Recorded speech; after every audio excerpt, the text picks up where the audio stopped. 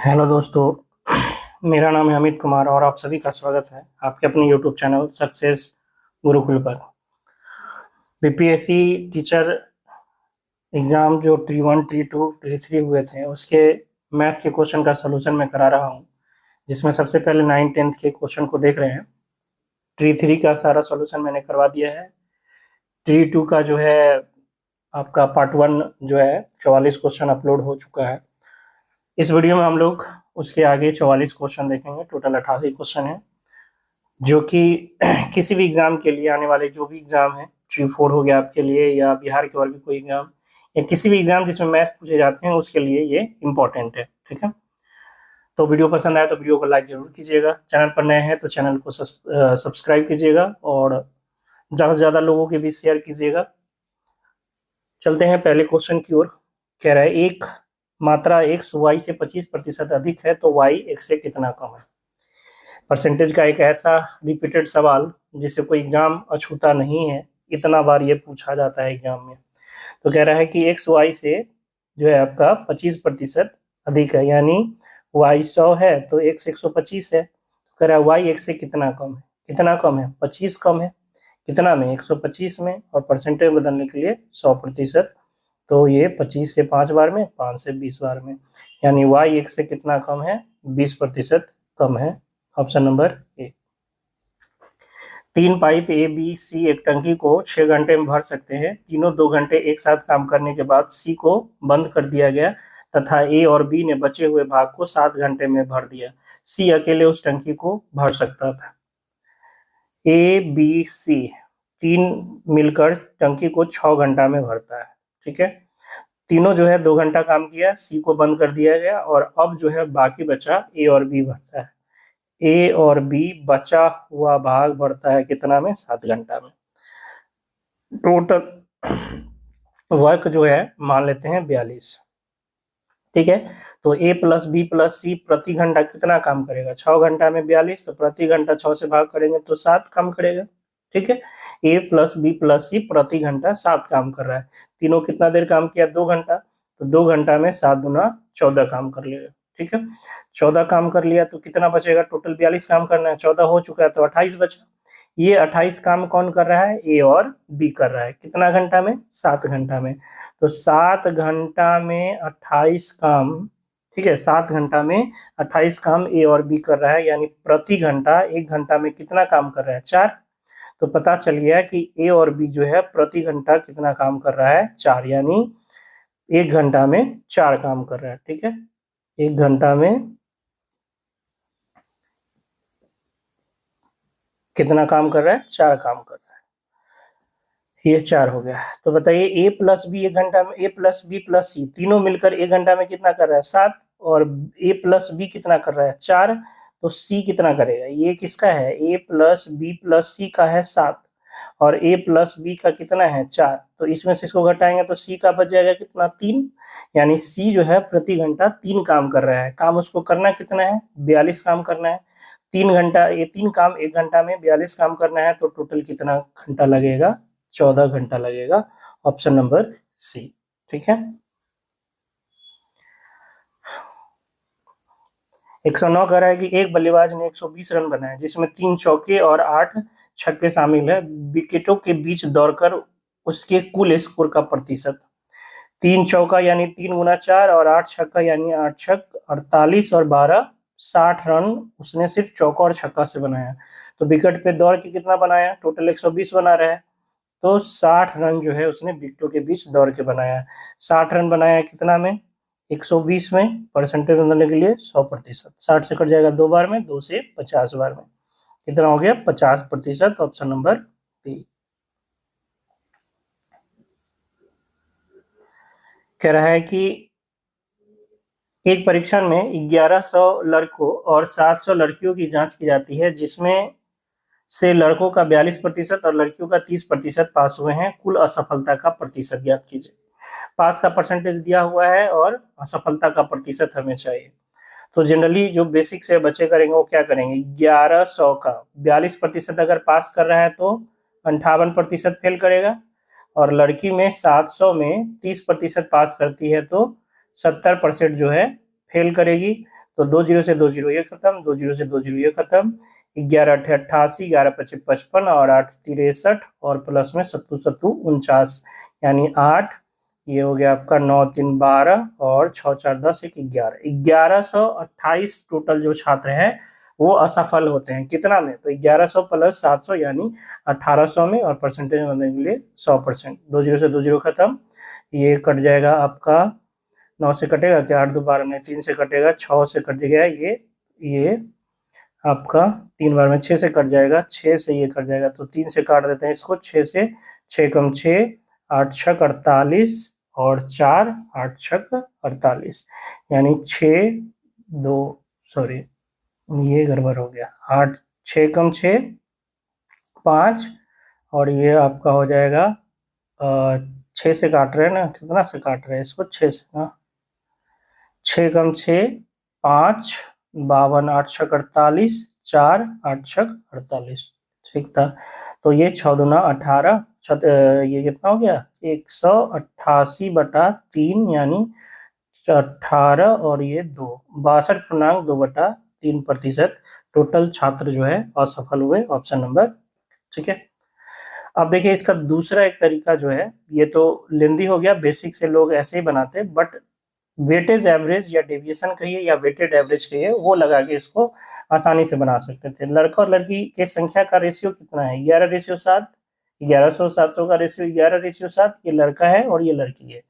लड़का में फेल होता है 58% और लड़की में 70%। हमें टोटल 18 का बताना है, तो जो भी टोटल का परसेंटेज होगा याद रखिएगा इन दोनों के बीच में ही होगा, यानी 58 से ज्यादा और 70 से कम, इन्हीं दो के बीच में होगा।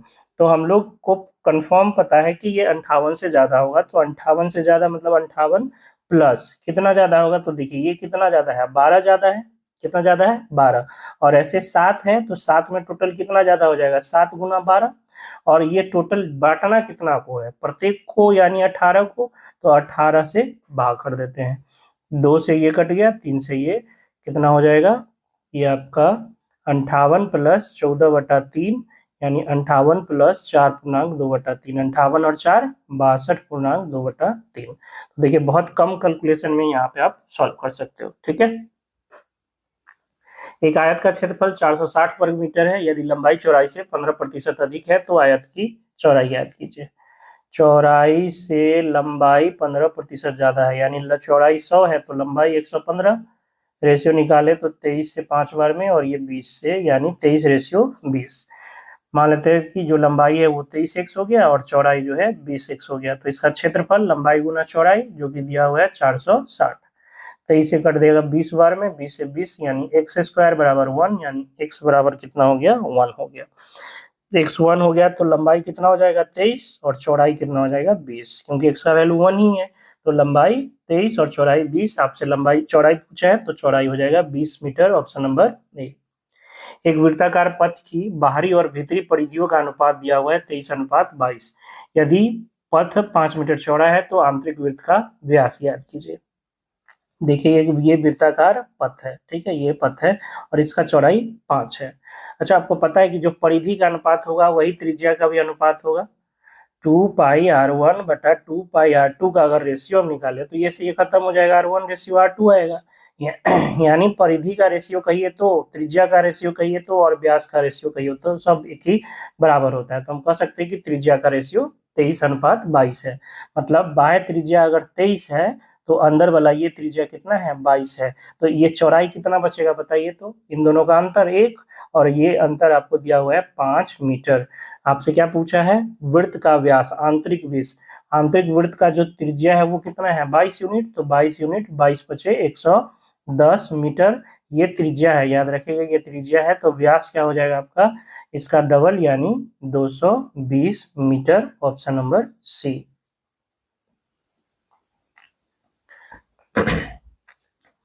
22 सेंटीमीटर भुजा वाले एक समबाहु त्रिभुज के परिवृत्त की त्रिज्या, किसी समबाहु त्रिभुज की परिवृत्त की त्रिज्या जिसका भुजा ए हो वो होता है a/√3। परिवृत्त की त्रिज्या क्या होती है, परिवृत्त की त्रिज्या होती है a/√3, तो a कितना है 12/√3, 12 को लिख सकते हैं 3 गुना 4 या 4 गुना 3, 4 गुना 3/√3, √3 से कट जाएगा √3 में, यानी 4√3 सेंटीमीटर है, सेंटीमीटर। तो कोई भी ऑप्शन में नहीं है, उपर्युक्त में से कोई नहीं, ऑप्शन नंबर ई। अच्छा, अंतःवृत्त की त्रिज्या क्या होती है? तो परिवृत्त की हो गई, अंतःवृत्त की हो जाती है a/2√3। ठीक है, अंतःवृत्त की क्या होती है? a/2√3 और परिवृत्त की a/√3। एक लंबवृत्तीय बेलन की ऊंचाई 14 सेंटीमीटर है, इसका वक्र क्षेत्रफल जो है 704 वर्ग सेंटीमीटर है। तो आयतन, लंबवृत्तीय बेलन का वक्र क्षेत्रफल 2πRh जो कि 704 है, 2 इंटू 22/7 इंटू r इंटू ऊंचाई है 14 बराबर 704। 7 से कट जाएगा 2 बार में, और ये आपका 2 से कट गया 35, 52, ये उसके बाद 11 से काट देते हैं इसको, 11 या 33 और 2, 11 दूना 22, और ये 2 दूना 4, 8 चौका 32। तो r बराबर कितना आ गया? 8 सेंटीमीटर। त्रिज्या पता हो गया। आयतन निकालना है πr²h, यानी 22/7 इंटू r², 8 का स्क्वायर इंटू h हो गया 14। 7 से कट जाएगा 2 बार में, यानी 22 गुना 64 गुना 2, 128 दूना 56, 11 गुना 256 इसको लिख सकते हैं, क्योंकि 11 से गुना करना आसान है। 6 6 5 11, 1 6 1 5 2 7 1 8 और 2 2816 सेंटीमीटर घन सेंटीमीटर, यानी सेंटीमीटर क्यूब। ठीक है, 11 से गुना करने आता है आप लोग को? पहला डिजिट लिख लिए, फिर जोड़ते चलेंगे। 6 5 11 का 1 हासिल 1, 5 2 7 7 1 8 और फिर आखिरी अंक 2। ठीक है, 11 से गुना करना आना चाहिए अगर आप मेंसुरेशन बना रहे हैं तो। यदि दो गोलों के पृष्ठ क्षेत्रफलों का अनुपात 4:25 है तो उनके आयतनों का अनुपात। देखिए, पृष्ठ क्षेत्रफल का जो अनुपात होता है वो त्रिज्या के स्क्वायर के बराबर होता है। ये दिया हुआ है 4:25, यानी त्रिज्या का जो रेशियो हो जाएगा वो √4/25, यानी 2:5 हो जाएगा। अब इसी का क्यू कर दे, जो आयतन का रेशियो होगा वो किसके बराबर होगा? त्रिज्या के अनुपात का क्यू, यानी 2/5 का क्यू हो जाएगा 8:125, ऑप्शन नंबर ए। कह रहा है निम्नलिखित में किस संख्या में अशांत आवृत्ति दशमलव प्रसार है? अशांत आवृत्ति के लिए क्या चाहिए? संख्या अगर p/q का फॉर्म हो तो सबसे पहले तो इसमें कोई कॉमन नहीं होना चाहिए, कटना नहीं चाहिए। ठीक है, तो संख्या को पहले काट कूट लीजिए, ये p और q अभाज्य होना चाहिए, यानी कोई कॉमन नहीं होना चाहिए। उसके बाद जो q है इसका स्ट्रक्चर 2p⁻m इंटू 5p⁻n का रूप होना चाहिए, यानी 2 और 5 का ही सिर्फ गुणनखंड होना चाहिए, इसके अलावा कोई और नहीं होना चाहिए। तो अगर इतना है तो वो शांत होगा, इतना नहीं है तो वो अशांत होगा।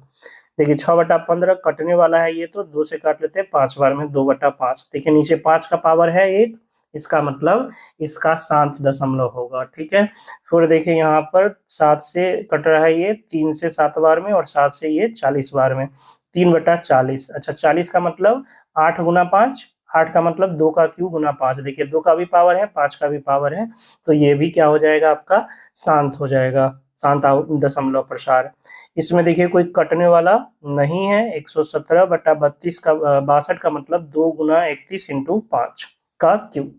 अब देखिए इसमें 2 भी है, 5 भी है, लेकिन इसके अलावा 31 भी है, इसलिए इसका दशमलव प्रसार कैसा होगा? अशांत आवर्त, ऑप्शन नंबर सी हो जाएगा। कह रहा है कि fx दिया हुआ है ax² plus bx plus c का कोई वास्तविक शून्य नहीं है, और a plus b plus c जो है 0 से छोटा है, तो आपको क्या निकालना है? c के बारे में बताना है। किसके बारे में बताना है? c के बारे में आपको बताना है। ठीक है, तो कैसे सॉल्व करेंगे इसको? देखिए इसका सॉल्यूशन मतलब हल इसमें करना नहीं है, इसमें समझने वाली बात है। ठीक है, आपको समझना पड़ेगा। क्या समझना है इसमें? सबसे पहले तो इसका कोई वास्तविक शून्यक नहीं है। शून्यक मतलब x का वैसा मान जिस पर वो 0 हो जाए। इसको ग्राफ से समझिए। आपको पता है x एक्सिस है, ये y एक्सिस, x एक्सिस पर y 0 होता है, और y एक्सिस पर कौन 0 होता है? x 0 होता है। एक्स एक्सिस पर y0 और y एक्सिस पर x0। अब इसका कोई वास्तविक शून्यक नहीं है, मतलब x के किसी भी मान के लिए ये fx, इसी fx को क्या बोलते हैं, y ही बोलते हैं। तो x का कोई ऐसा मान नहीं है जिसके लिए fx 0 होगा। कहने का मतलब इसका ग्राफ कभी भी x एक्सिस को नहीं काटेगा। और इसका ग्राफ कैसे बनेगा, तो वलय के रूप में बनेगा। कैसा बनेगा, वलय। क्यों, क्योंकि एक्स स्क्वायर है। ठीक है, तो दो हो सकता है कि इसका ग्राफ या तो इसके ऊपर बने या तो इसके नीचे बने, ये एक्स एक्सिस को कभी नहीं काटेगा। ठीक है, दो कंडीशन होगा कि या तो ये एक्स एक्सिस के ऊपर हो या तो एक्स एक्सिस के नीचे हो। क्यों, क्योंकि इसका कोई भी शून्यक नहीं है, यानी एक्स के किसी भी मान पर ये 0 के बराबर नहीं होता है। अब चलिए, अगर x की जगह हम 1 रख दे तो y हमें क्या मिलेगा, f1 बोले तो a इंटू 1 का square plus b into 1 plus C, यानी a plus B plus C. और क्वेश्चन में दे रखा है कि a plus B plus C क्या है, 0 से छोटा है, यानी f1 जो है वो 0 से छोटा है। यानी x इक्वल 1 रखने पर y का जो वैल्यू है वो 0 से छोटा है। 0 से छोटा y का वैल्यू मतलब नेगेटिव। आप बताइए y जो है नेगेटिव किधर होता है, y नेगेटिव ऊपर होता है या y नेगेटिव नीचे होता है। तो सबको पता होगा जो ग्राफ बनाए हैं कि y का वैल्यू नीचे नेगेटिव होता है और ऊपर पॉजिटिव होता है। तो कंफर्म हो गया कि इस फंक्शन का, इस बहुपद का जो ग्राफ होगा, इस बहुपद का जो ग्राफ होगा वो नीचे की ओर होगा। वो किधर की ओर होगा, नीचे की ओर होगा। ठीक है, अब चलिए, अब इसमें हम लोग x की जगह 0 रखते हैं, y इक्वल टू f0। तो a इंटू 0 का square plus b into 0 plus c। 0 ही क्यों रखें, क्योंकि हमें c निकालना है, और c निकालना है तो a और b को क्या होना पड़ेगा, 0 होना पड़ेगा। तो x की जगह हम 0 पुट कर दिए। अब देखिए y इक्वल टू c आ गया जब x हमने 0 रखा। अब बताइए हमें कि ये y जो है वो किधर है, नेगेटिव की तरफ या पॉजिटिव की तरफ। अभी कंफर्म हो गया कि y का ग्राफ नीचे की तरफ है, यानी नेगेटिव है, और y का वैल्यू कितना आ रहा है, c आ रहा है। तो बताइए c नेगेटिव होगा या पॉजिटिव। तो कहोगे सर ऑलरेडी हर एक y के लिए y नेगेटिव की तरफ है, तो c भी क्या होगा, नेगेटिव होगा, और नेगेटिव का मतलब 0 से छोटा होगा। तो c का वैल्यू 0 से क्या होगा, छोटा होगा। Option number C. ठीक है, तो बहुत ही बेहतरीन क्वेश्चन है ये। बिना ग्राफ के समझे हुए इस क्वेश्चन को सॉल्व नहीं किया जा सकता, और इससे बेहतर सोल्यूशन आपको इसका नहीं मिलने वाला है। चलते हैं नेक्स्ट क्वेश्चन की ओर। 118 कह रहा है, यदि अल्फा बीटा गामा जो है वो बहुपद का क्या है, बहुपद का शून्यक है इतना का, तो आपको क्या करना है, इतना का मान निकालना है। यानी 1 by alpha beta plus 1 by beta gamma plus 1 by gamma alpha. इसका एलसीएम कर लेंगे तो alpha into beta into gamma हो जाएगा। अल्फा बीटा से भाग करेंगे गामा, बीटा गामा से करेंगे अल्फा, और अल्फा गामा से करेंगे तो ये बीटा। यानी ऊपर हो गया alpha plus beta plus gamma, और नीचे हो गया alpha into beta into gamma. Alpha plus beta plus gamma क्या होता है, minus B by A. B कितना है इसके पास, माइनस पी, तो माइनस माइनस पी बटा ए कितना है, 1 है, तो बटा 1 तो इतना ही हो जाएगा। और alpha into beta into gamma क्या होता है, माइनस डी बाई ए, और डी कितना है, माइनस आर, तो माइनस माइनस आर और बटा में 1, तो आर ही हो जाएगा। यानी P by R, minus minus plus P by R. Option number B. द्विघात बहुपद इतना के शून्यक है, दोनों धनात्मक दोनों ऋणात्मक, एक धनात्मक और एक ऋणात्मक, उपयुक्त में से एक से अधिक, उपयुक्त में से कोई नहीं। आप जो है इसको देख के बता सकते हो कि इसके जो भी शून्यक होंगे, वो शून्य का मतलब क्या, एक्स का वैसा मान जो इसमें रखे और क्या हो जाए, 0 हो जाए। देखिए ये सारा का सारा क्या है, प्लस है। अब एक्स का धनात्मक मान इसमें रख के 0 किया जा सकता है, जब तक कोई माइनस का टर्म नहीं होगा क्या ये 0 हो सकता है। और ये ऑलरेडी सारा प्लस है, एक्स भी हम प्लस का रख दें तो कभी 0 होगा, नहीं होगा। इसका मतलब दोनों का दोनों जो इसका शून्यक होगा, चूंकि दो ही शून्यक होंगे क्योंकि द्विघात है, और दोनों का दोनों शून्यक जो होगा ऋणात्मक होगा। Option number C. ये तो हो गई ऐसे समझने वाली बात। अगर कोई कहेगा कि निकाल के समझाओ तो उसके लिए क्या करोगे, अल्फा प्लस बीटा निकालोगे, माइनस बी बाई ए, यानी माइनस 99 बटा 1, यानी माइनस 99, और अल्फा इंटू बीटा क्या हो जाएगा, सी बाई ए, यानी 127 बटा 1, यानी 127। अब बताइए कि दो संख्या का गुना जो है वो पॉजिटिव है, और दो संख्या का, वही दो संख्या का योग जो है नेगेटिव है। तो पॉजिटिव प्लस पॉजिटिव तो पॉजिटिव देगा, लेकिन पॉजिटिव इंटू पॉजिटिव भी पॉजिटिव देगा, पॉजिटिव इंटू पॉजिटिव भी क्या देगा, पॉजिटिव ही देगा। हमें क्या चाहिए, हमें चाहिए जोड़कर माइनस और गुना होकर प्लस, तो ये तो होगा नहीं। अच्छा, अगर एगो नेगेटिव एगो पॉजिटिव हो तो जोड़ के तो नेगेटिव आएगा, लेकिन गुना होके भी क्या आ जाएगा, नेगेटिव आ जाएगा, तो ये भी नहीं चाहिए। अच्छा, दोनों का दोनों अगर नेगेटिव हो तो जोड़ेंगे इसको तो नेगेटिव ही आएगा, और गुना भी करेंगे तो गुना जब करेंगे तो ये क्या आ जाएगा, पॉजिटिव आ जाएगा। तो यहाँ से कंफर्म हो गया कि दोनों इसका जो है मूल कैसा होगा, ऋणात्मक होगा। ठीक है। यदि रैखिक समीकरण इतना की जोड़ी में अनंत हल है तो के का मान। अनंत हल के लिए कंडीशन क्या है, अनंत हल के लिए कंडीशन है a1/a2 बराबर होगा b1/b2 बराबर होगा c1/c2। तो यहाँ से a1 कितना है 3k+1, a2 कितना है 2 बराबर b1 कितना है 3, b2 कितना है -3, c1 -5 और c2 5, यानी 3k+1/2 बराबर दोनों जगह से -1 हो जाएगा, यानी 3k+1 बराबर -2, यानी 3k बराबर -3, यानी k बराबर -1। Option number C. कह रहा है रैखिक समीकरण की जोड़ी y = 0 और y = -5 का एक हल है, दो हल है, अनंत रूप से अनेक हल होंगे। देखिए y बराबर 0 का मतलब अभी बताया, एक्स एक्सिस का समीकरण क्या होता है, y बराबर 0। तो ये जो लाइन दिख रहा है यही क्या है, y बराबर 0 है। दूसरा कह रहा है y बराबर -5, तो -5 ऊपर होगा या नीचे, नीचे होगा, तो ये बराबर हो गया y बराबर -5, y बराबर -5, y बराबर -5। क्या ये दोनों एक दूसरे को कभी काटेगी, कभी नहीं, दोनों एक दूसरे के समांतर है, और जब तक काटेगी नहीं, रेखा का कटान बिंदु नहीं मिलेगा तो हल नहीं मिलेगा। तो समांतर जब रेखाएं होती हैं, रेखाएं जब समांतर होती है तो वैसे समीकरण युग्म का कोई भी हल नहीं होता है, तो इसका कोई भी हल नहीं होगा। ऑप्शन नंबर ई उपर्युक्त में से कोई नहीं। सी और डी जो है समीकरण इतना के मूल है, तो ए और बी किस समीकरण के मूल होंगे। सी और डी जो है इसका मूल दिया हुआ है, इसको अगर तोड़ेंगे आप तो x² -a+b/x और minus into minus plus ab minus के इक्वल टू 0 हो जाएगा। इसका मूल क्या है, सी और डी, तो आपको पता है इसका मूलों का योग क्या हो जाएगा, c + d बराबर -p/a, तो माइनस ये ऑलरेडी है, माइनस माइनस क्या हो जाएगा, प्लस ab, अब बटा में एक तो एक ही हो जाएगा, यानी ये a+b ही हो जाएगा। ए कितना है, एक है। सी इंटू डी यानी मूलों का गुणनफल c/a, तो c कितना है, ab माइनस के है आपका c। ठीक है, तो c इंटू डी हो गया ab माइनस के, और बटा में ए याद रखिएगा 1 ही है, इसलिए नीचे नहीं लिख रहे हैं। ठीक है। अच्छा, यहाँ से अगर हमें ab निकालना होता तो क्या हो जाता है, ab बराबर cd प्लस के।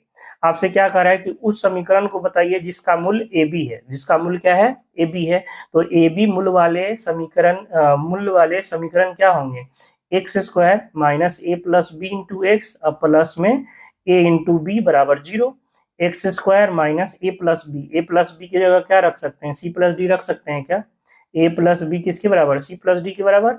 ए बी की जगह क्या रख सकते हैं, ए बी की जगह सी डी प्लस के रख सकते हैं बराबर 0। ठीक है, इंटू में यहाँ पे x है। देखिए यहाँ से यहाँ तक जो है सी डी तक को हम क्या लिख सकते हैं, x - c into X - D, बोलिए लिख सकते हैं, x - c into X - D, गुना करेंगे तो c + d इंटू एक्स हो जाएगा, माइनस सी इंटू -d कितना हो जाएगा, plus D plus C D, अब प्लस में k बराबर 0, तो x - c into X - D plus k बराबर 0। Option number A. समीकरण इतना के वास्तविक मूलों की संख्या ज्ञात कीजिए। तो सबसे पहले तो इसको तोड़ना होगा। देखिए इसमें एक x², इसमें x², इसमें x², तो 3x² हो गया। अच्छा, यहाँ 2x का -2x होगा, यहाँ -4x होगा, और यहाँ -3 दूना 6x हो जाएगा, तो -2x -4x -6x और -6x -12x हो गया। यहाँ 1 का स्क्वायर 1 हो जाएगा, 2 का स्क्वायर +4, और यहाँ प्लस का 9, 9 4 13 और 1 14 बराबर 0। कोई भी समीकरण, द्विघात समीकरण का मूल जो है वो वास्तविक होगा कि नहीं, ये निर्भर करता है डी पर, यानी विवेचक पर, जो कि होता है b² - 4ac। b कितना है, -12 का स्क्वायर, -4 इंटू a हो गया 3 और c हो गया 14, 12 का स्क्वायर 144 -4 × 12, और ये आपका हो गया कितना 168, जिसमें से जाएगा तो माइनस का 24। तो डी जो है आपका, जो विवेचक है वो 0 से छोटा है यानी नेगेटिव है, और जब विवेचक 0 से छोटा यानी नेगेटिव होता है तो द्विघात समीकरण के कोई भी वास्तविक हल नहीं होते हैं। तो इसके एक भी वास्तविक हल नहीं है, उपर्युक्त में से कोई नहीं। कह रहा है श्रेणी √2 plus √8 plus √18 plus √32 plus dot dot in पदों का योग ज्ञात कीजिए। √2 प्लस √8 का मतलब 2√2 प्लस √18 का मतलब 3√2 प्लस √32 का मतलब 4√2 और इसी तरह से ये इन पदों तक चल रहा है। तो यहाँ से देखिए सब में से √2 कॉमन होगा क्या? √2 कॉमन ले लेंगे तो 1 प्लस 2 प्लस 3 प्लस 4 प्लस इसी तरह इन पदों तक होगा। ये देखिए √2 ये क्या है? प्रथम इन प्राकृत संख्या का योग है क्या? प्रथम इन प्राकृत संख्या का योग n इंटू एन प्लस 1/2।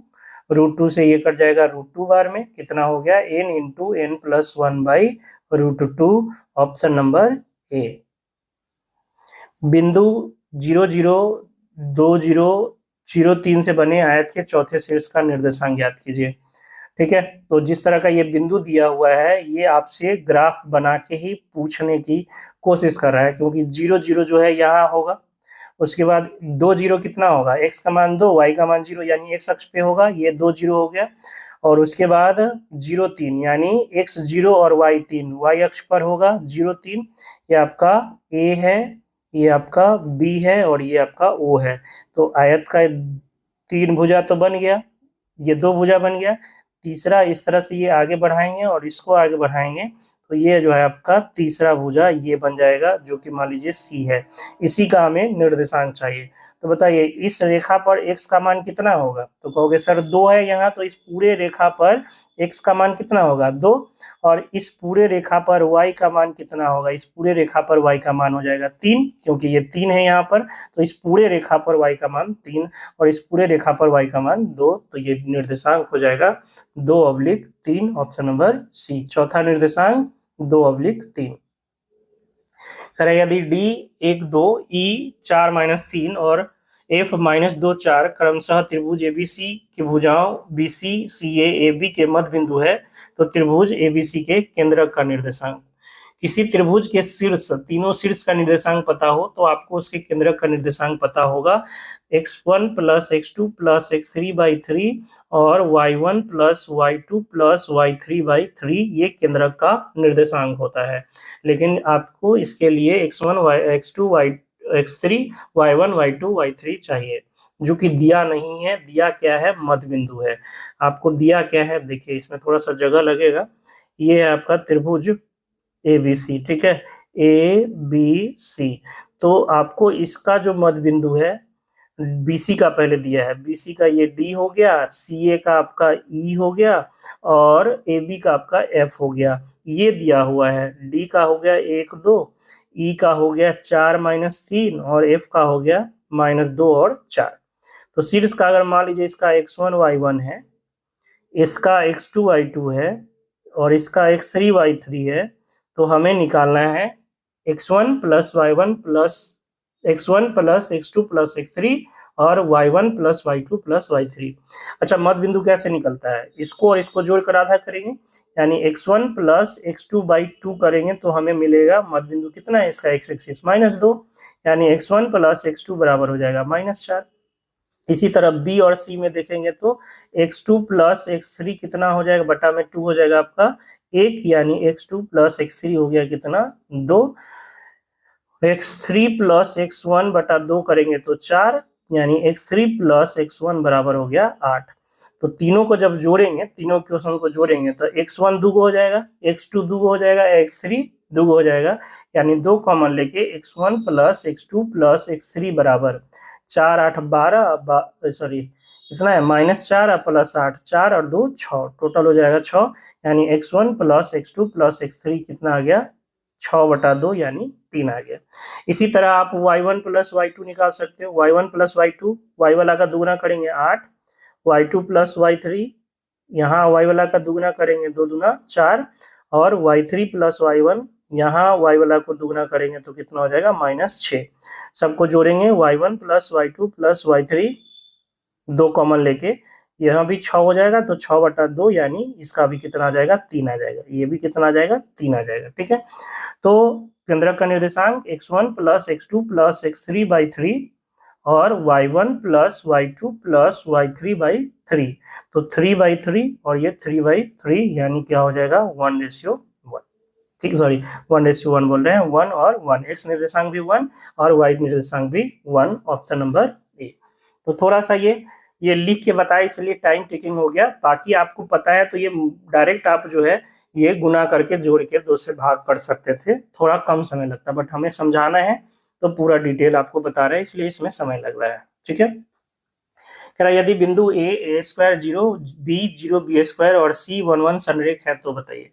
संरेख का मतलब तीनों एक ही रेखा पर हो, ए बी सी तीनों एक ही रेखा पर हो तो उसे क्या कहते हैं, संरेख। और ये संरेख होगा तो ए बी की ढाल बराबर होगी किसकी, बी सी की ढाल, पी सी की ढाल की। ढाल निकालने आता है, दो बिंदु x1 y1 और x2 y2 को मिलाने वाली रेखा की ढाल होती है y2 माइनस y1 बटा x2 माइनस x1। ठीक है, y2 माइनस y1 बटा x2 माइनस x1। तो पहले हम लोग पहले दो बिंदु से निकाल लेंगे इसके लिए, तो y2 कितना हो गया, बी स्क्वायर माइनस y1 0 बटा x2 0 माइनस x1 ए स्क्वायर बराबर, फिर दूसरा और तीसरा से निकालेंगे, y3 कितना हो जाएगा 1 माइनस बी स्क्वायर बटा 1 माइनस 0। ठीक है, यानी B square by minus A square equal to 1 minus B square by 1, यानी बी स्क्वायर बराबर minus A square plus A square B square, यानी A square plus B square बराबर A square into B square. A square into B square से भाग कर देते हैं, तो A square by A square B square plus B square by A square B square, A square B square और ये cut के 1, ए स्क्वायर से ए स्क्वायर खत्म, बी स्क्वायर से बी स्क्वायर खत्म, 1 by B square plus 1 by A square equal to 1, या 1 by A square plus 1 by B square equal to 1, option number C. कह रहा है त्रिभुज एबीसी इस प्रकार से है कि AB बराबर 3 सेंटीमीटर, BC बराबर 2 सेंटीमीटर और CA बराबर 2.5 सेंटीमीटर।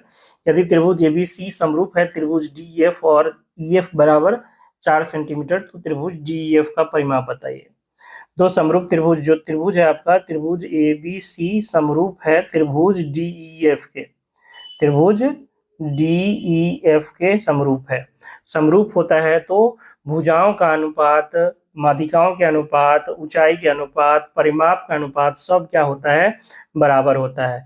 यानी जो त्रिभुज एबीसी का परिमाप होगा, परिमाप एबीसी लिख रहे हैं डायरेक्ट, बटा परिमाप DEF जो होगा वो किसके बराबर होगा, इसके भुजाओं का अनुपात। अच्छा, इसका EF दे रखा है, इसका EF दे रखा है, तो इसका EF लिए है तो इसका कौन लेंगे, BC, जो इसके साथ जोड़ा लगेगा। इसका EF है तो इसका हमें BC लेना पड़ेगा। BC कितना है, ये BC लिख लेते हैं। तो ABC का परिमाप आपको पता है 3 और 2 5, 3 और 5 और ये हो गया 2.5, यानी 7.5।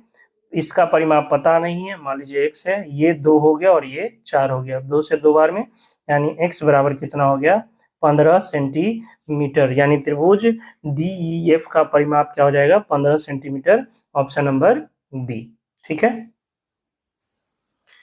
नेक्स्ट क्वेश्चन है त्रिभुज एबीसी में एंगल बी 90 डिग्री है, BD लंब है AC पर, यदि AC बराबर 9 सेंटीमीटर और AD बराबर 3 सेंटीमीटर तो BD का मान बताइए। ये लाल हो गया, ये है आपका त्रिभुज एबीसी, बी पे समकोण है और BD जो है वो लंब है किस पर, AC पर। आपको AD दिया है 3, टोटल AC है 9, तो बताइए DC कितना हो जाएगा 6, BD निकालना है।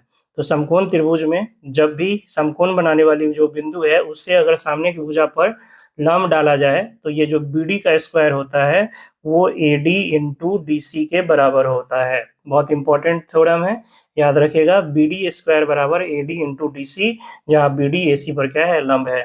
तो BD स्क्वायर बराबर AD कितना है 3, DC कितना है 6, यानी BD बराबर हो जाएगा 18 का root 3 root 2, option number C. यदि दो त्रिभुज DEF और PQR में एंगल D एंगल Q के बराबर, एंगल R एंगल E के बराबर है तो निम्नलिखित में कौन सा सत्य नहीं है। याद रखिएगा, निम्नलिखित में कौन सा सत्य नहीं है पूछ रहा है। ठीक है, तो सबसे पहले तो डी और क्यू जो है बराबर है, आर और ई बराबर है, तो त्रिभुज डी ई एफ समरूप होगा। समरूपता लिखते वक्त याद रखेगा डी किसके बराबर है, क्यू के, तो पहले त्रिभुज में क्यू लिखाएगा। आर किसके बराबर है, ई के, आर देखिए ई बीच में है तो आर यहाँ बीच में लिखाएगा, और उसके बाद दो एंगल बराबर है तो तीसरा ऑटोमेटिक बराबर हो जाएगा, यानी एफ एंगल किसके बराबर हो जाएगा, पी के, यानी त्रिभुज डी ई एफ समरूप होगा त्रिभुज क्यू आर पी के। तो समरूप होगा तो भुजाओं का अनुपात बराबर होगा, यानी इसका अगर हम डी ए लेंगे, डी लेंगे तो इसका क्या लेना होगा, क्यू आर। इसका अगर ई एफ लेंगे तो इसका क्या लेना होगा, आर पी कहिए या पी आर, और इसका अगर डी एफ लेंगे तो इसका क्यू पी कहिए या पी क्यू कहिए, एक ही बात है। अब देखिए पहला ऑप्शन कर रहा है D by P Q, D by P Q बराबर है E F by R P, E F by R P और D E by P Q, पहला गलत हो जाएगा। दूसरा देखिए E F by P R, E F by P R D F by P Q के बराबर, ये सही है। उसके बाद तीसरा देखिए D E by Q R, D E by Q are बराबर है D F by P Q, ये भी सही है। तो ये जो है आपका बी और सी सही है, और पहला जो है ए गलत है, यानी ए असत्य है। ठीक है, कौन सा सत्य नहीं है, मतलब असत्य है, ऑप्शन नंबर ए। पीए और पीबी केंद्र ओ वाले वृत्त की दो स्पर्श रेखाएं हैं, जैसे एंगल एओबी 110 और तो एपीबी का मान निकालना है। ये बाहर में पी बिंदु है, दो स्पर्श रेखा, ठीक है, मान लीजिए स्पर्श किए हुए हैं, सही से बनाने दीजिए, रुकिए। ये आपका वृत्त हो गया, और ये वृत्त की दो स्पर्श रेखा, ये सेंटर हो गया, ये आपका ए है, ये बी है, ठीक है। ये एंगल दे रखा है, एंगल एओ बी दे रखा है 110, आपसे पूछा एंगल एपीबी, ये एंगल, तो ये 90 होता है, ये 90 होता है, 180, इन दोनों का योग भी कितना होता है, 180, यानी angle AO B plus angle APB A P B मिलकर कितना होता है, 180। तो ये 110 है, ये कितना है, ये 110 है, तो ये कितना हो जाएगा, 70 हो जाएगा, ऑप्शन नंबर बी। किसी बाहरी बिंदु ए से स्पर्श रेखा एपी की लंबाई 24 सेंटीमीटर है, यदि वृत्त के केंद्र ओ से बिंदु ए की दूरी 25 सेंटीमीटर है तो वृत्त का व्यास। ये है बाहर से कोई बिंदु ए, इसका स्पर्श रेखा दिया हुआ है एपी, ये एपी है, केंद्र से ओ से इस ए की दूरी दी हुई है 25, इसका लंबाई दिया हुआ है 24, तो ये जो त्रिज्या होगा, ये त्रिज्या हमें पता हो जाएगा, यहाँ 90 डिग्री का एंगल बनता है, तो ये एक समकोण त्रिभुज जिसका कर्ण हो गया 25, लंब मान लीजिए 24 है, तो ट्रिपलेट 24 25 और किसका बनता है, 7 का, यानी त्रिज्या क्या है, ओ से पी तक ही तो त्रिज्या है ना, तो त्रिज्या 7 है। आपसे व्यास पूछा है तो व्यास 7 दूना 14 सेंटीमीटर हो जाएगा, ऑप्शन नंबर बी। 34 कह रहा है कि टी पर पीटी वृत्त की स्पर्श रेखा है और पीएबी वृत्त का छेदक है, यदि पीए 9 सेंटीमीटर और एबी 7 सेंटीमीटर है तो पीटी की लंबाई, ठीक है। स्पर्श रेखा रिलेटेड क्वेश्चन अच्छे पूछे गए हैं और सभी बेसिक थ्योरम पर है। ये देखिए ये पीटी जो है आपका एक स्पर्श रेखा है, और पीएबी जो है एक छेदक रेखा है, ये पीएबी पीएबी एक छेदक रेखा है, एबी है 7, सॉरी ए बी है 7, ये ए बी 7 है और पी ए 9 है, तो आपको पीटी निकालना है। पीटी का स्क्वायर जो होता है वो P A into P B के बराबर होता है, पीटी का स्क्वायर बराबर P A into P B. P A कितना है, पी ए है आपका 9, पी बी तो कहोगे पी बी तो पता ही नहीं है, तो पी ए 9 है, ए बी 7 है, तो पी बी 7 और 9 16 नहीं हो, तो पीटी बराबर रूट अंडर 9 गुना 16, 9 का 3, 16 का 4, यानी 4 तिहाई 12, ऑप्शन नंबर ए। बिंदु P से जो 5 सेंटीमीटर त्रिज्या वाले एक वृत्त के केंद्र O से 13 सेंटीमीटर की दूरी पर है, वृत्त पर स्पर्श रेखा PQ और PR युग्म खींचा जाता है, चतुर्भुज PQOR का क्षेत्रफल। ये एक वृत्त है, बाहर में एक बिंदु है आपका P से एक खींचा गया है PQ, और PR ये केंद्र है, O ये एक चतुर्भुज बन गया है ना। ये दिया हुआ है O से P की दूरी 13 और त्रिज्या इसका 5 है। तो आपको पता है कि ये समकोण त्रिभुज बनता है जिसमें कर्ण 13 है, आधार 5 है, तो लंब किसका ट्रिपल बनता है 5 13 के साथ 12 का, तो ये 12 हो गया। तो यही जो चतुर्भुज बना कौन पी क्यू ओ आर, ये वाला जो चतुर्भुज बना इसका क्षेत्रफल निकालना है। बताइए इस चतुर्भुज में कितने त्रिभुज है, दो त्रिभुज है पी क्यू ओ और पी आर ओ, दोनों समकोण त्रिभुज है और समान भुजा है दोनों का, तो दोनों एक का क्षेत्रफल निकाल के दुगना कर देंगे तो पूरा चतुर्भुज का क्षेत्रफल पता हो जाएगा।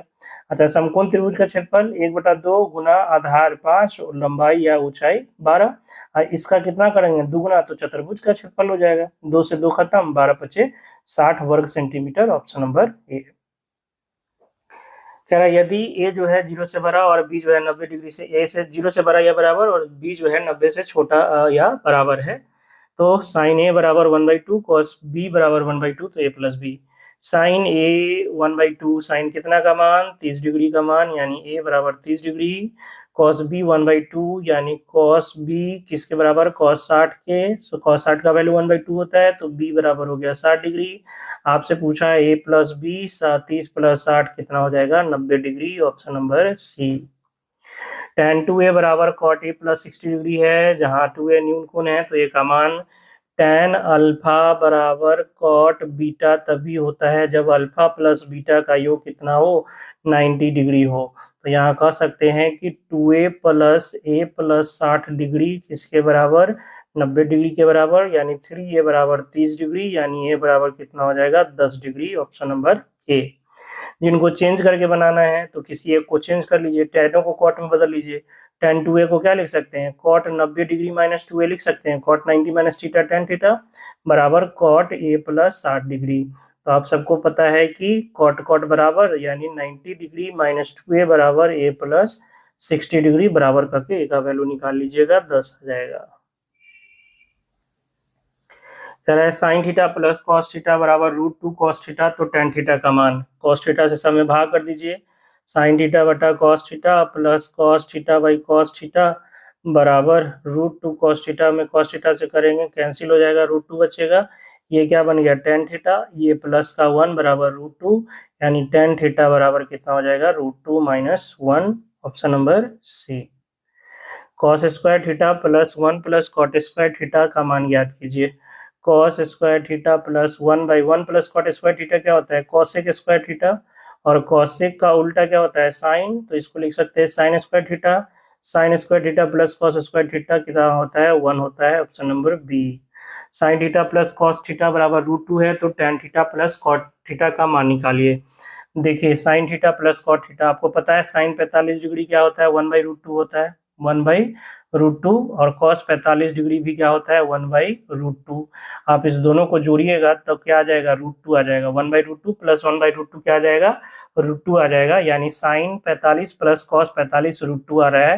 कहने का मतलब sign theta plus cos theta √2 है, तो थीटा कितना होगा 45 डिग्री ले सकते हैं न्यून कोण में अगर हम लोग बात करें तो थीटा यहाँ 45 रखेंगे, tan 45 1 कॉट 45 1 कितना आ जाएगा 2 आ जाएगा, ऑप्शन नंबर बी। बाकी इसको अगर प्रॉपर आप सॉल्व करना चाहते हैं तो सॉल्व भी कर देते हैं। देखिए इसको सॉल्व कैसे करेंगे, तो जो निकालना है उसको देखिए, tan प्लस कॉट, tan को क्या लिख सकते हैं साइन बाई कॉस, और कॉट को क्या लिख सकते हैं cos by sine. Sine cos का LCM sine theta into cos theta, cos से भाग करेंगे ये साइन स्क्वायर थीटा, और साइन से भाग करेंगे ये कॉस स्क्वायर थीटा, यानी 1/sin theta into cos theta. हमें इतना का मान निकालना है, इतना का मान मतलब इतना का मान निकालना है, ठीक है।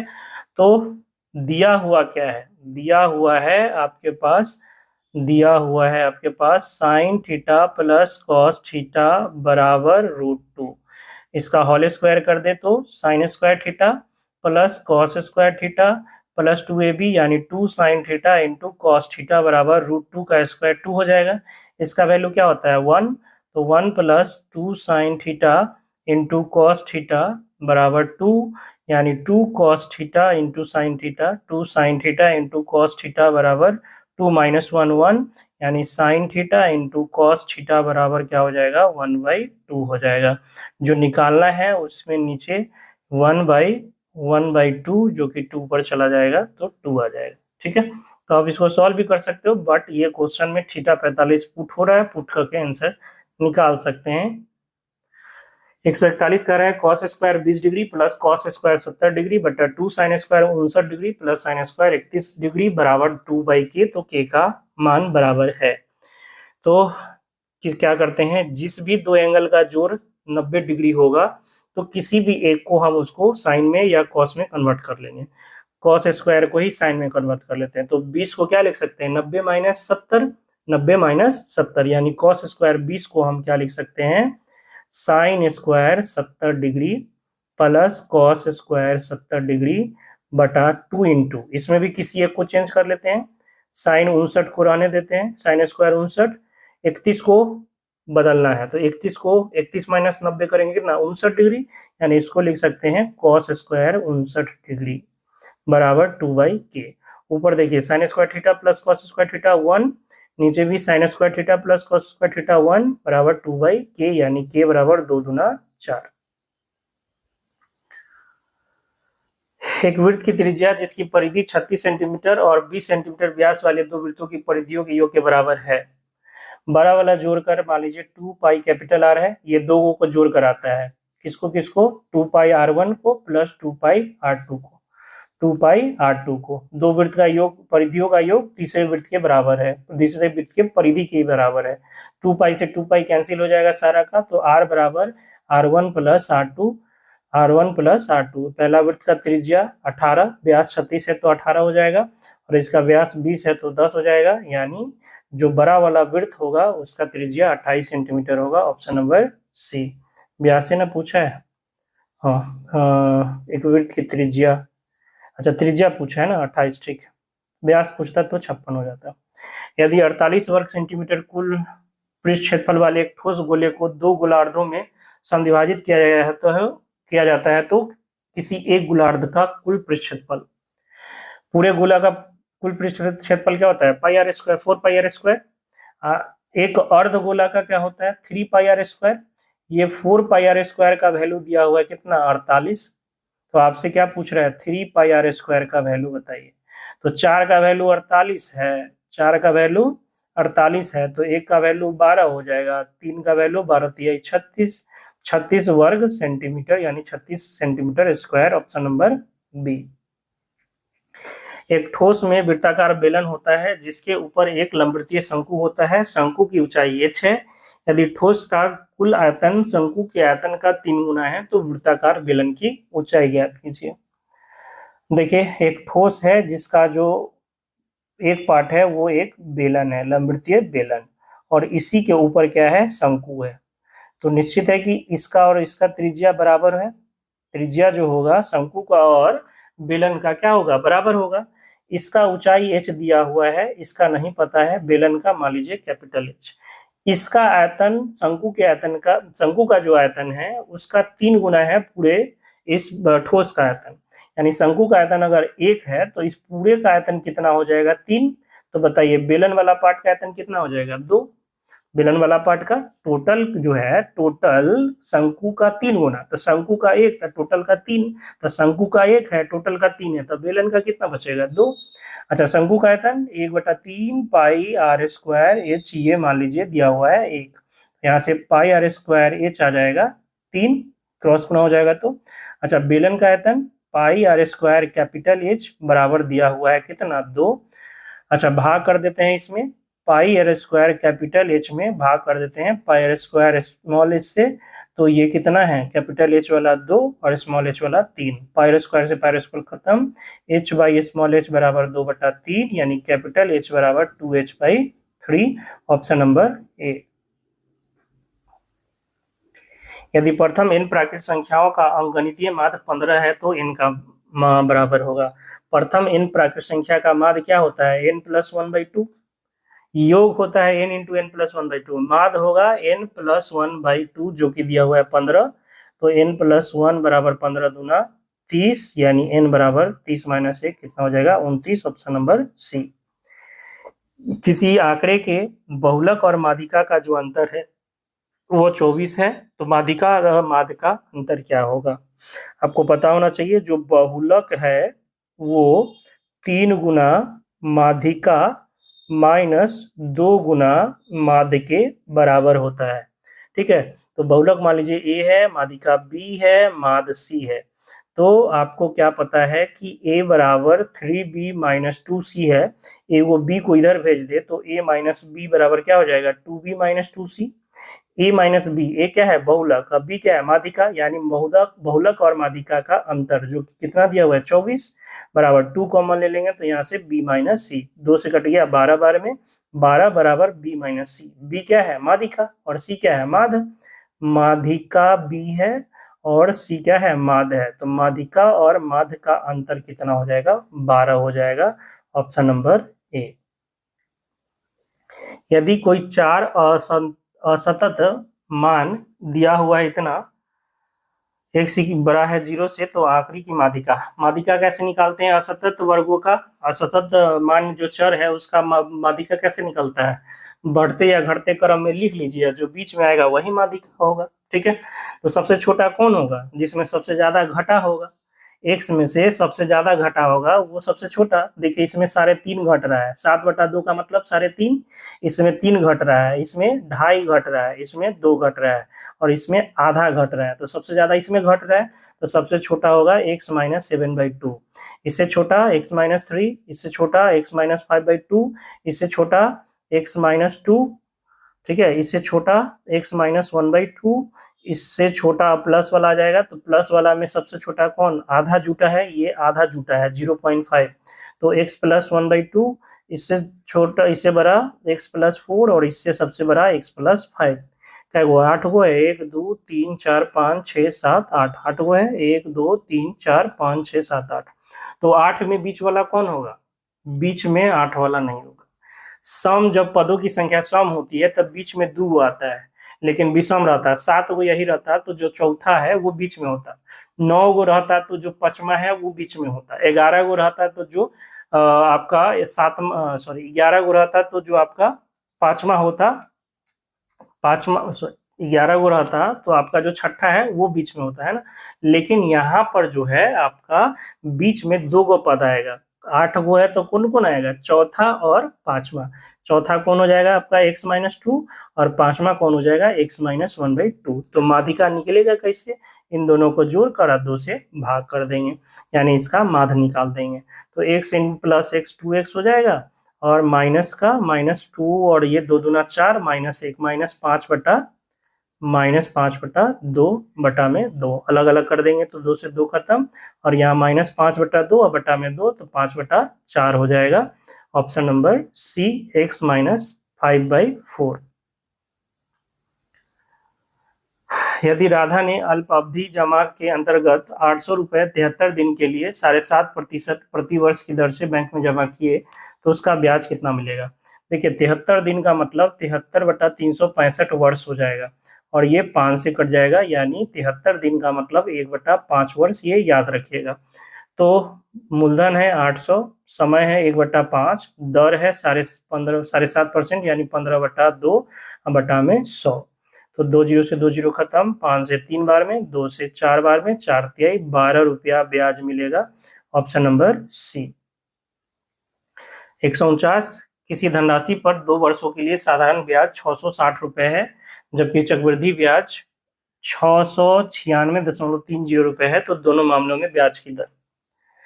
देखिए जो साधारण ब्याज होता है वो प्रत्येक साल ब्याज बराबर होता है, कहने का मतलब 2 साल का साधारण ब्याज अगर 630 है तो पहला वर्ष 330 होगा, अगला वर्ष भी 330 होगा। ठीक है, अब देखिए जो चक्रवृद्धि ब्याज होगा वो पहला वर्ष तो 330 होगा, दूसरा वर्ष 330 प्लस में यहाँ पर इसका ब्याज एक्स्ट्रा होगा। मूलधन पर तो 330 मिला ही, दूसरा साल आपको ब्याज, पहला साल दोनों का बराबर होता है, पहला साल जितना चक्रवृद्धि ब्याज उतना ही साधारण ब्याज, लेकिन दूसरा साल चक्रवृद्धि ब्याज जो है वो मूलधन पर तो आपको मिलेगा ही मिलेगा, साथ ही इस 330 पर ब्याज मिलेगा, जिसके कारण ये बढ़ जाता है। देखिए तो कितना बढ़ गया है, 36.3 बढ़ गया है, यानी ये एक्स्ट्रा ब्याज आपको किस पर मिल रहा है, ये 330 पर मिल रहा है। तो 36.3 ब्याज मिल रहा है कितना पर, 330 पर, परसेंटेज बदलने के लिए 100, 1 जीरो से 1 जीरो खत्म, 10 से गुना कर देंगे तो 363 बटा 33, 33 से कम 33, 33 से कम 33, 11% इसका रेट हो जाएगा। ऑप्शन नंबर कोई नहीं है 11 इसमें, तो उपर्युक्त में से कोई नहीं, ऑप्शन नंबर ई। बीजक के क्रमिक बट्टों 20%, 10% और 5% का तुल्य बट्टा ज्ञात करना है। तो तुल्य बट्टा कैसे निकालेंगे? 2 का 1 निकाल के और फिर अगला से लगा देंगे। x और y परसेंट का तुल्य बट्टा आपको पता होना चाहिए, x plus Y minus X into Y बटा 100। ये सक्सेसिव नहीं है, याद रखिएगा, ये सक्सेसिव नहीं है, ये 2 बट्टों का एकल बट्टा है। x परसेंट और y परसेंट की 2 छूट या 2 बट्टा दिया जाता है, तो उसका एकल बट्टा होगा x plus Y minus X into Y बटा 100%। तो किसी 2 का निकाल लीजिए आप, फिर उसका तीसरा में अप्लाई कर दीजिए। तब 20 और 10 का 20 प्लस 10 माइनस 20 गुना 10 बटा 100, यानी 30 माइनस 2 कितना हो जाएगा? 28%। तब फिर 28 और 5 का लगा दीजिए, तो 28 प्लस 5 माइनस 28 गुना 5 बटा 100। ठीक है, तो ये हो गया 33, 20 पचे 100, ये कट गया। या आप इसको काटो नहीं, दशमलव में जब बदलना ही है तो 28 गुना 5 बटा 100 है ना, 28 पचे 140 बटा 100, 1 जीरो से 1 जीरो खत्म, और ये 14 बटा 10 यानी 1.4। 33 माइनस 1.4, 32 और 1 31, 31.6% इसका एकल बट्टा होगा, तुल्य बट्टा होगा, ऑप्शन नंबर ए। ठीक है, आप चाहो तो इसको एक और तरीके से कर सकते हो। दूसरा तरीका जो रेशियो मेथड बताएं, 20% का मतलब क्या होता है? 20% का मतलब 1/5, यानी 5 पर 1 का बट्टा, तो 5 का चीज 4 हो गया। 10% का मतलब 1/10, तो 10 का चीज 9 हो गया। 5% मतलब 20, 1/20, 1/20 का मतलब 20 का चीज 19 का हो गया। तो इधर हो गया 20 पचे 100, 1000, और हो गया इधर 9 चौक 36 गुना 19, 36 गुना 19। अगर ये 20 होता तो 720, 720 माइनस 36 यानी 684, 684। ठीक है, तो आप देखोगे कि बट्टा कितना मिला? बट्टा मिला आपका 316 का, कितना में? 1000 में। परसेंटेज बदलने के लिए 100%, तो 2 जीरो से 2 जीरो खत्म, 31.6%। तो आप ऐसे भी निकाल सकते हो। आशा करते हैं वीडियो पसंद आया होगा। इतना डिटेल में एक्सप्लेनेशन किए हैं इसलिए समय लग रहा है, ये मत सोचिएगा समय। हम चाहते तो बस आंसर टिक मार के आपको हर एक क्वेश्चन को 15-20 सेकंड में भी बता सकते थे, बट यहाँ पर पूरे तरीके से हमने आपको समझाया है, इसलिए समय लग रहा है और वीडियो लंबा हो रहा है। और इतना अगर आप समझ जाओगे तो समझो कि ट्री 4 के लिए 50% कोर्स आपका जो है यहीं पे कंप्लीट हो जाएगा, जितनी बातें हमने आपको बताई है। तो वीडियो पसंद आया होगा तो वीडियो लाइक जरूर कीजिएगा, देखकर नजरअंदाज मत कीजिएगा, और चैनल पर नए हैं तो चैनल को जरूर सब्सक्राइब कीजिएगा। आने वाले समय में आपको इस चैनल पर अलग अलग एग्जाम की तैयारी के लिए जो है कंटेंट आपको मिलते रहेंगे। ठीक है, तो मिलते हैं नेक्स्ट वीडियो में, तब तक के लिए जय हिंद, जय भारत।